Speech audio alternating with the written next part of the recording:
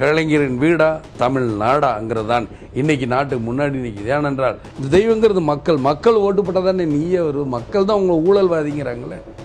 அந்த மக்கள் தெய்வம். நான் அதான் சேலத்தில் சொன்னேன், இந்த கம்சன் அரக்கன் கம்சனை கிருஷ்ணனாகிய மக்களாகிய நீங்கள் அழிக்கணுங்கிற அதுதான் நடக்க போகுது.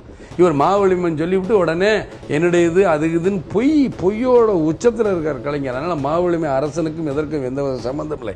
யாருக்கும் கதை தெரியலைங்க, ஏமாத்துறாரு. இவர் எப்பயுமே சொல்லுவார், தமிழினம் தமிழர்களுக்காக அப்படி இப்படி இனத்தை அழிச்சு. நான் கேட்குறேன், தமிழர் அப்படின்னு நீங்கள் சொல்கிறீங்க, ஒத்துக்கிறேன். இந்த தமிழர்னு நீங்கள் தமிழரோட என்னைக்கா கூட்டணி வச்சுருக்கீங்களா? உங்களை யார் வடக்கு போய் கூட்டணி வைக்க சொன்னால் சொல்லுங்க பார்ப்போம். எந்த பேரறிஞர் அண்ணா அவர்கள் கட்சியின் தலைவராக இருக்கப்பட்டவர் போராடி காங்கிரஸ் கட்சியை வீழ்த்தினார்.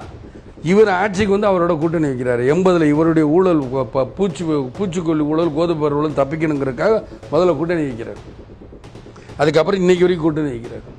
இவர் தான் இந்திரா காந்தி அடிச்சு பிடிச்சி சொல்லிட்டார், ரத்தமாக சகப்பு கலர் ரத்தம் வருது, அது பெண்களுக்கு வர வியாதி தானே எப்பயும் பழங்குற சொன்னவர் தான் இந்த சாபக்கேடான கலைஞர் அவர்கள் இன்னைக்கு இவ்வளவும் பேசுகிறார். அதனால மாமல்லி மன்னன் இவர் சொல்ல, இவர் செய்யறதெல்லாம் ஃப்ராடு.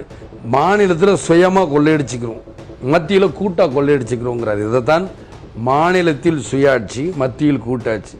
இங்கே இருக்கிற காங்கிரஸ் கட்சி முடியாது, எங்களுக்கும் பங்கு கூடுன்னுக்கிட்டு இருக்காங்க. இதுதான் சண்டை, தவிர வேற ஒன்றும் கிடையாது.